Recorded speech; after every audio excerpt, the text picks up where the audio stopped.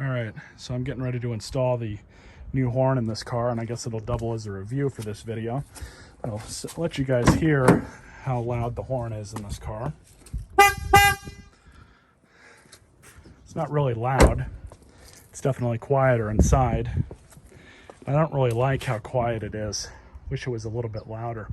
Kind of like my truck over there. So I've taken the wheel off. I've taken off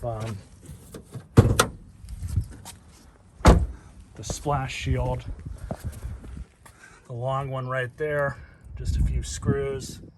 But what I think we'll be able to do is remove the rest of this inner fender liner. We're gonna have to remove the windshield washer spray jug because the horn is right in front of that. So we'll have to get access to it. So I removed the inner fender liner. We have a few 10mm hat nuts here that we'll have to remove to get this out of the way. We might have to move this stuff around. I'll let you guys know that after I do it. It's currently raining a little bit, but really I just need to get this moved over enough because the horn is right there. It's just one snail. It is what it is. That's why it's not very loud. So as long as we can get to that, I can mount this new one in. So up above, you'll have this part of the harness here that you'll have to pop off. This part that's here, you can see right there.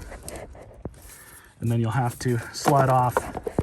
And you'll have to slide off that wiring connector right there, and you just move it that way or that way.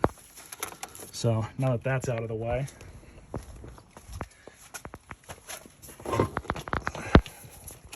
we just need to move this enough just to get better access. I don't know how well the camera can see it, but there is one nut that's holding it on right there where my finger is. So we're gonna pull that off. So here it is. Just gonna undo that. Tiny little horn.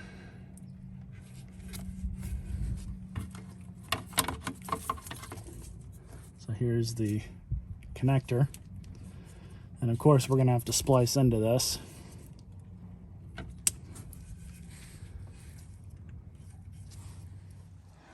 All right, so this is what we're gonna install. I got this from Harbor Freight. You can find it a little bit cheaper on Amazon. You guys can stop that and read it if you want.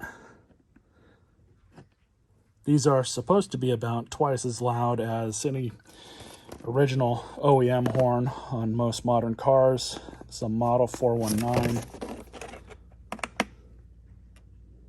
Here we have that. So what I'm gonna try and do is reinstall this with the original bracket, just so I can kind of mount it a certain way. I want to install it as close to the original as possible just to make it easier on myself. Let's go ahead and open this.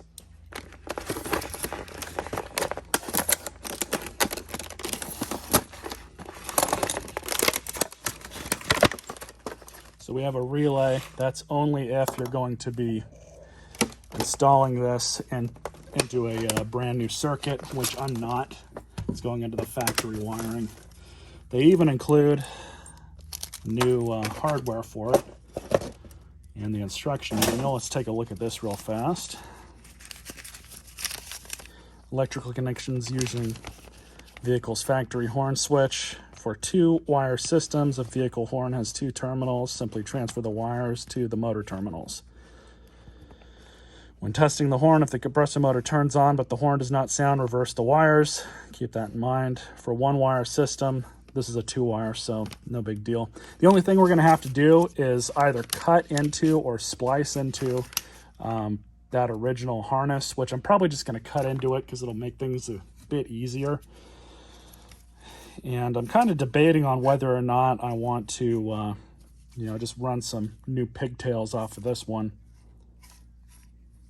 But here's the down vents for the horn. So I might mount it in something like this. The front of the car is here, and then it's like this. I don't want to mount that back because I don't want all that sound to go into the cabin or towards the cabin. If anything, I would rather have it mounted like this, forward or down like that. Seems to be a pretty well made unit though. Of course, there's no telling how long something like this is going to last. This is just really a very small, simple, probably cheaply made air compressor that's in here.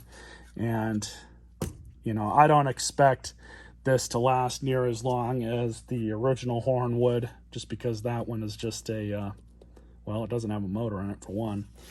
But anyways, let's see what we can do with cutting into those wires and maybe create some new pig harnesses for this. All right, so I just kind of have it wired in place right now. We're just going to test it out. Then I'm going to throw some electrical core or electrical tape on these wires. I did try and weatherproof those a little bit.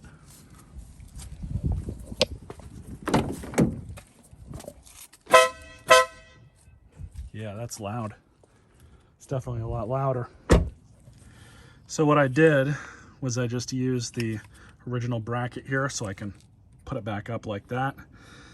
The outlets are pointing down, and then I used an aviation nylon lock nut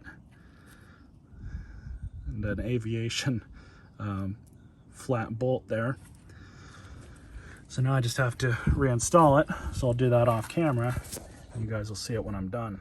So what I should have did, and I did off camera, was I did remove the wiper fluid reservoir, got that out, and it made things a little bit easier because I ended up having to mount it like this.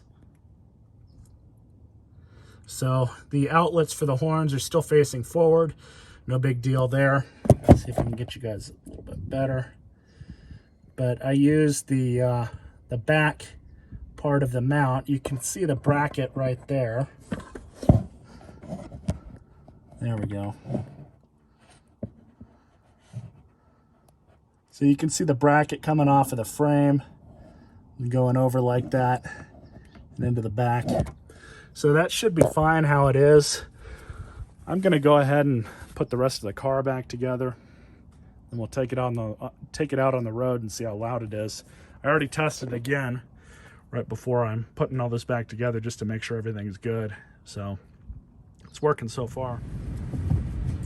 All right, let's take it out on the road and give her a shot.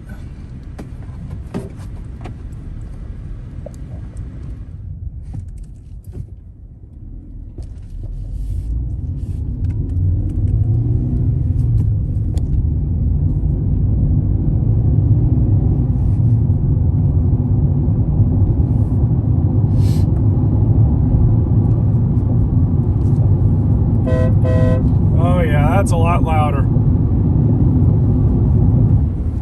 That is a lot louder.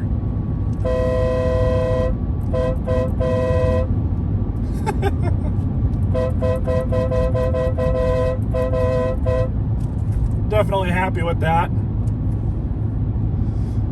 Maybe I'll put some of those little mini train horns on this thing next. But I think for now, we're just about fine.